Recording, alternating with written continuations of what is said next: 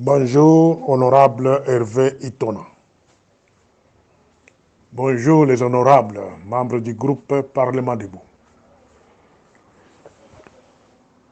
La bandit d'abord, na souhaité bino nyonso bon week-end. Week-end à malamu, ata soza na mpiaka, ata soza na mbongo. L'essentiel, il faut zala na nzambe. Namoni camarade Hervé Itona, honorable, atie poste moko a bakomi, les premières dames Denise Nyakero, Tshisekedi a échangé avec l'ambassadeur de la Chine en poste à Kinshasa. Na kepe musika na moni pe, toujours dans le même groupe, la première dame Ayambi, ambassadeur Moussous à pays Moussous, ce qui a Serbie.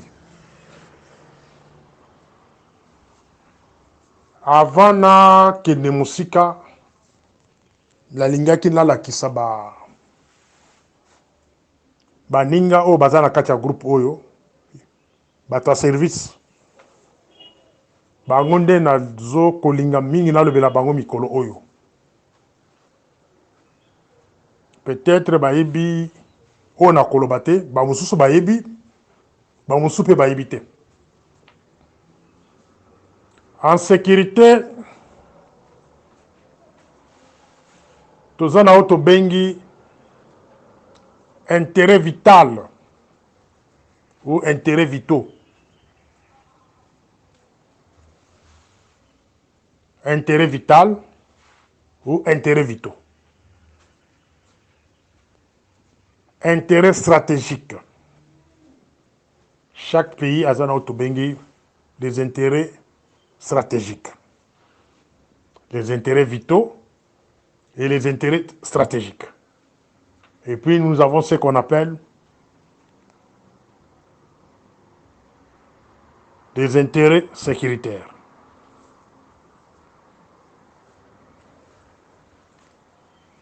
Soki bozali kotala comportement ya camarade Félix depuis le début.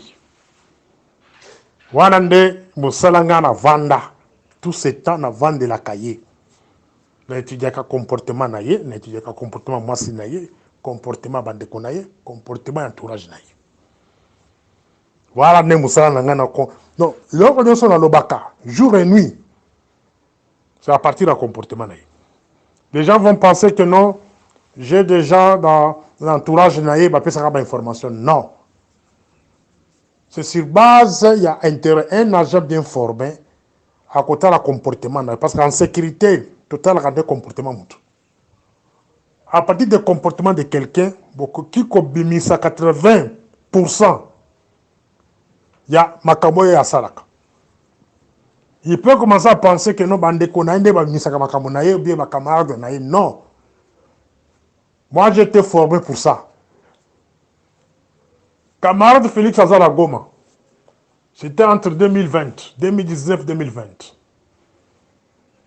Na interview moko, ba camarade Belé a wana kati ya groupe, bo sala attention telle ba interview à camarade Félix. C'est un homme très intelligent. So boye bakate.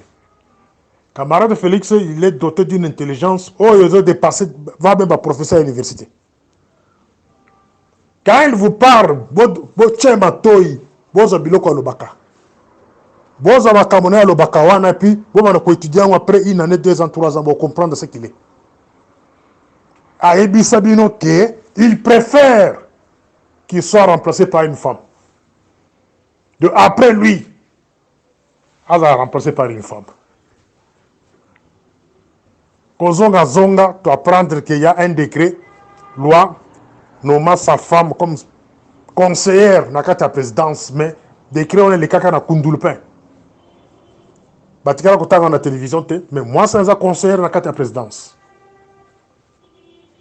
C'est elle qui s'occupe de la stratégie à pays. La stratégie à pays. Moutaza na wana maboko, c'est bien lui. C'est elle qui s'occupe de la sécurité du pays. C'est elle qui gère même les cabinets Moulili, Boyoka cabinet Moulili. Oya Barubero, Babizima, tous ces gens-là, c'est elle qui gère ça. Vous ne verrez jamais Roubero dans la carte à présidence. Vous ne verrez jamais Garambe dans la carte à présidence. Quand vous voyez la dame, première dame de Bobo Nabatouana, Simanaï. Yewana a commis Koyama ambassadeur. La fois passée, à Kendaki na prise d'armes, réunion prise d'armes, il y a militaire, na Kananga, devant les militaires. On ne se limite pas là. La nomination mingi, la poste clé, ils ont la ANR, ils ont la WAPI, armée, la plupart, baton ba le kepanai. Ceux qui tolingi, surtout zakana mboka ya, mboka malonga, ya bato mitio kosala. Balingaki bakanga, première dame, pour avoir trahi, ou soit marcher sur les intérêts vitaux du pays. Quand vous marchez sur les intérêts vitaux, il y a bato lokola ba américain, c'est la peine de mort. Quel que soit rang na yo, bota la Trump bazo ko sambisa yo.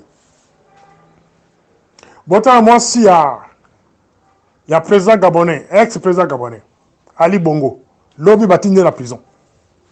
Pourquoi? Parce que à Tamboula qui sur les intérêts vitaux il y a pays. Toyebi peine bako katela été. Mais lobby a qui prison. La première dame comme Nyakeru là, donc pouvoir ici batine la prison. Ce sont les leçons Kolobabutu Moi à notre camarade Félix. Mais ils ont cocoté, ils ont kobima. Vous avez laissé le pouvoir entre les mains de votre épouse, cher camarade Félix. Votre épouse n'a pas l'expérience professionnelle pour gérer un grand pays comme le pays, comme le Congo là. Tâtonnement na ye, ils ont quoi dans ma péka na yo. Tâtonnement na ye, ils ont la carte à sécurité. Na quoi compte la dossier sécurité sigo. Qui gère la CENI? CENI, au cas d'Imazana Moutou, qui gère ça? Comment et comment à niveau que même votre AG, on peut sa confiance en dernière minute? Monsieur Daniel, on peut sa confiance, on nommé comme AG. L'homme de confiance. On a qui suit que non, na élection, à quoi jouer rôle monen. Mais il y a un bengisi bateau à CENI, pour répondre. Selon mes enquêtes, nakotanga nana za Makadima. Selon mes enquêtes, nakotange la yo pourquoi Kadima est têtu. Cher camarade Félix, yo mutu kolela. Yo mutu okolela. Quand je parle ainsi, nazana ba preuve à l'appui. Okolela. La copie sur quelques exemples qui savaient pourquoi okolela. À la fin de mon audio, vendu ça ba service na yo basala examen na audio na kosala. Ora kosala siko.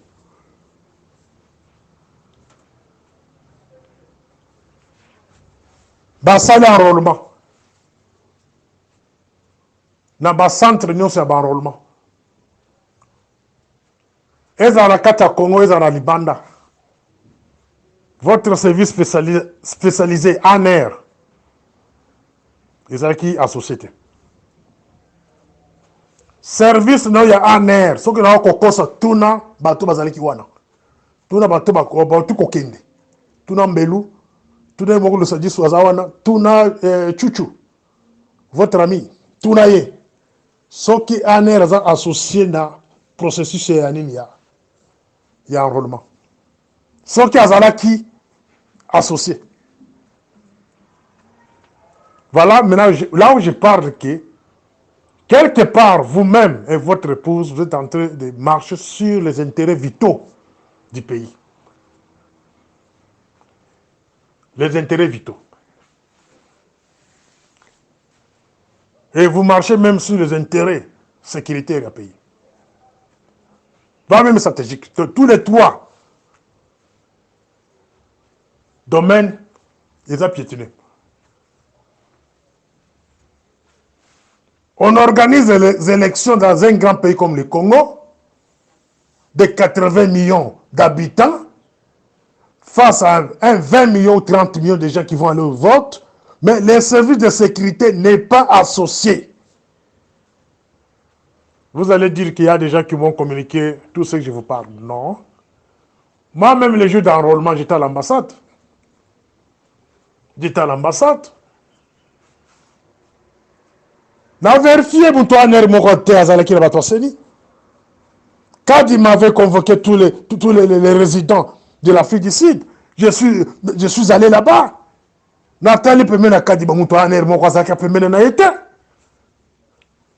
Vous laissez un président de la commission électorale voyager dans le monde entier sans qu'il y ait un agent de sécurité derrière lui pour lui prendre en charge dans tout ce qu'il fait. Aujourd'hui, quand on ne convoque pas les services spécialisés, Azak Koboya qu'on répondre. Badepte Naïb Azak Koboya qu'on répondre. Et vous, le président de la République, vous attendez le deuxième mandat.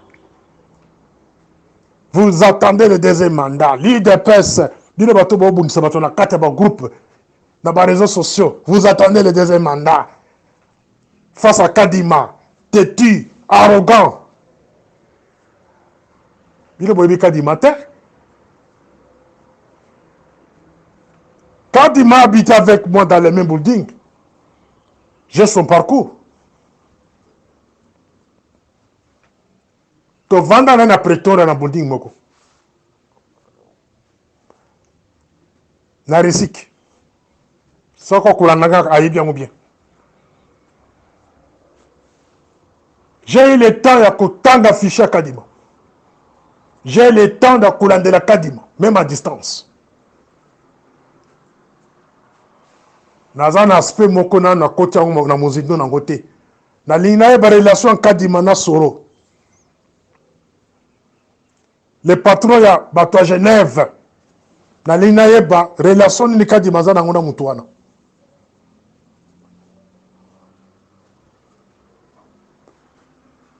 Bato à sécurité. Musala wana okopesa bino. Veuillez suivre la relation ni nazanango na mutu wana ya Genève wana. Bato à Genève wana Soro. Naza na liaka na binote. Si je parle ainsi, les renseignements, c'est juste une information. L'information peut être ramassée même devant la télé. Parce que les agents, vous avez la possibilité de recevoir des informations sur la place publique à 80%. Tant que nous travaillons, nous avons des renseignements. Mais une information, au cas où nous avons n'importe où. Même la balabala, même la barre. Si on a lobby na bino, bon vérifier. Bon vérifier, relation ni kadi mazana ngona patron en Genève. Camarade Félix. Osa exposer moi sinon la danger. Laurent Désiré Kabila, paix à son âme. Baboumie, hein, c'était le 15 janvier. Tout le monde il part. Balandel Bassi Naïm. Tout le monde il part. Balandel Bassi à Laurent Désiré Kabila.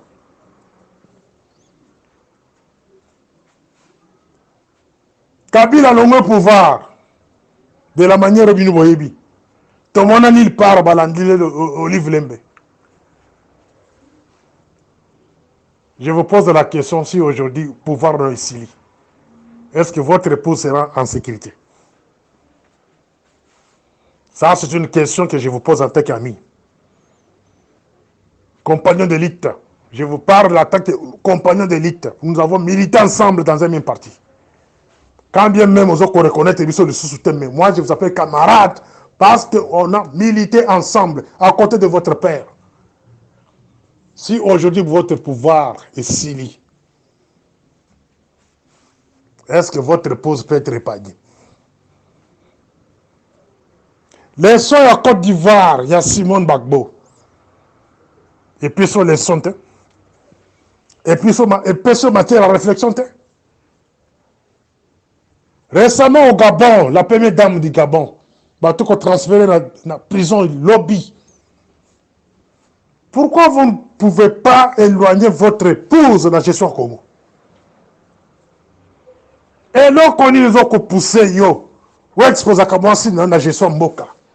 Et puis dans la matière sensible. Aujourd'hui, les services sont étouffés. Ma service de la biso de la sécurité, ils ont étouffé à cause de votre épouse. Laissez-moi vous parler la vérité. Bah, responsable de la sécurité, bah, et cela, vous-même, devant un danger. Osa devant un danger. Quand votre femme, baza kobanga yena ba service nyonso. Chers camarades, yo moko za na kati ya danger. C'est une femme qui peut vous faire effacer à n'importe quel moment. Quand la femme a le contrôle de votre garde républicain. Elle a le contrôle, il y a ANR. Elle a le contrôle de la migration. N'en parlons même pas. Parce que nous avons encore des années.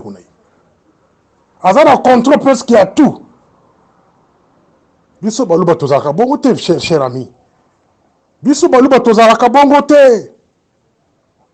Jamais on peut pas laisser je peux pas laisser mon épouse à diriger na makambo nga mobala na cause le devant. Ce qui moi c'est na komoko ya ambassadeur. C'était notre domaine. Ce à côté d'un domaine babengi domaine ya relations internationales. Ce qui a marqué ba point na yekuna na niveau national, na domaine babengi domaine national, sécurité nationale, ça a marqué ba point na ye parce qu'ils ont contrôlé tout. Mais là, question dans le domaine international, il commence avec les ambassadeurs. Ce qui va trouver en elle une qualité d'une femme qui peut gérer le Congo devant le Bololais. Bah, oh, bah, université, bah, ça, moka, bah, vandanyien, bah, professeur à l'université, bah, ça, kuna, entouré, la présidence, bah, qu'on sait rien. Les services sont impuissants. Même il y a qu'à dénoncer, ma comme on a. Et ça, dans les réseaux sociaux, cher camarade Félix. Bah, photo, moi aussi, dans les réseaux sociaux. Bah, ambassadeur, il y a mis dans les réseaux sociaux. Il n'y a rien ici à Kébano qui va informer. Na tangi yango lokola batenyos. Mais j'ai le courage à dénoncer. J'ai le courage de dénoncer. Processus où il y a élection. Au finish, chers camarades, aux omitia, ils sont en danger. Kadima, si possible, pourra proclamer quelqu'un de son choix. Kadima pourra prononcer quelqu'un là de son choix. Je ne le souhaite pas et ça peut arriver. Alors, biloko la lobby, je pense que faut choquer inconscient. La plupart des inconscients et faut choquer bango parce que va comprendre matière ni na kolobela awa. Et le ni na loba et le komisatu. Il y a les bosso épargné moi sur na makambo o babengi sécurité mboka. Au daso na zuya ko ba ndako ya ambassadeur na Monica ko bonke musika. Ya mibale quand ça va service dans le processus, il y a élection. Je ne vois pas un Kalev à l'époque, Kalev Moutonde, que je salue, a convoqué un Kadima dans le bureau. Hein? Kadima Boyko, il a convoqué entourage à Kadima Boy, Kalev Moutonde. Non, viens en tout cas. Malgré biso ba taliban to benga kayo assassin mais les autres tout bon peut sans raison. Ou bien vient nga izum batumi balewana. Na yako ba keso suko to kolongola siko na Hervé Mbelu. Batuana misato na tangi awa. Ba bengi sa kadima quelle que soit protection dans la carte présidence. Ba kokanga bango. Au salaka intervention de Didier Boudimo batika ite. Mais bakangaye. Alors, na mukuse, bakamona lobeli awa, plus tard, votre époux sera jugé pour ça. Le fait de toucher aux intérêts vitaux, il y a pays. Le fait de toucher aux intérêts stratégiques à pays. Le fait de toucher aux intérêts sécuritaires à pays, votre époux sera jugé. Un jour. Un jour. Je pense que Batou Bakolanda message au Bamusuba garder yango. Il sera jugé. Ce qui ngai na kozana bomoi na ko rappeler yango. Si on a un bon mot été, Batou Bakotikala, Bako rappeler le qu'on Vous ne pouvez pas laisser le pays entre les mains des inconscients. Votre épouse est inconsciente devant des intérêts vitaux du pays. Et je blâme aussi les cadres de l'île de Pes. Yabino Munoko. Et ça, c'est sur Mukwenge. Nancy Katumbi. Yabino Munoko. Et ça, sur Mukwenge et Katumbi. Nicolas Botikano Foyoul. Je ne sais pas pourquoi.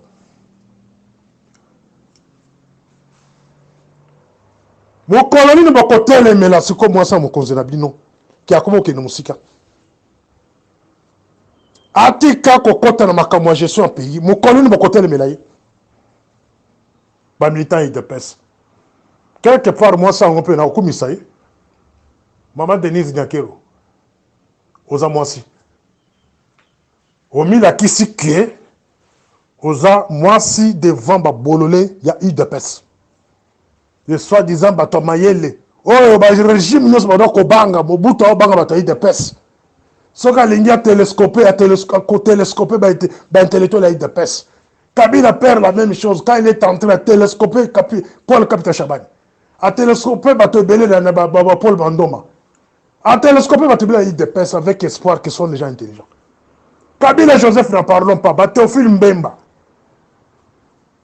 Est-ce qu'aujourd'hui Batouana Bavada ko télescoper la IDPS, ko télescoper la IDPS. Bon, comme ici parti, IDPS est commis parti à Badjalelo, Yabasaka Yonsa, mon pape. Bon, comme un culte de personnalité exagérée, la kata parti. Tosa Obika. Et ça passe. Badossé Angoy. Vous avez espéré le deuxième mandat. Pendant que vous n'avez pas le pouvoir de contrôler Kadima. Vous avez fait le cas à Kadima, parce que ça Bonduba. Il y a un Kadima Zawana. Un contrôle la qualité, ça je vous informe. Bino Baluba, Bebanani, Batoy de Pes. Un contrôle la Kadima. Quand on est indépendant, donc service de sécurité Mboka Isakunate. Or, dans le monde entier, même dans Mboka on a vendu. Les élections sont organisées par le service de sécurité. Baonde Balandela Kaba, aspect de ça. Sauf que on PC à voir na banque ok tout va bien dans la première élection. Est-ce qu'au Congo a un air que tout va bien? Le Sadissou, Daniel. Ceux qui ont interviewé au Suko, au copé ça accord, ok, non, ok, tout va bien. Processus ils ont respecté. Si on a un air extérieur, on a tout les chouchou. Est-ce que tout va bien? Est-ce que la station dans les bandes va payer pour voter? Est-ce que ma personne rapport que tout va bien? Un air à société dans le processus électoral. C'est qui est plus grave. Mes chers amis. Mes chers amis. IDPS, vous devez faire un effort pour s'impliquer. Au cas contraire, beaucoup est là. La première mandat, mais dans le deuxième mandat, ils ont des disparitions, il y a eu de personnes là-bas militants. Dans le deuxième mandat. Bon, là, la deuxième audio. Morning Star.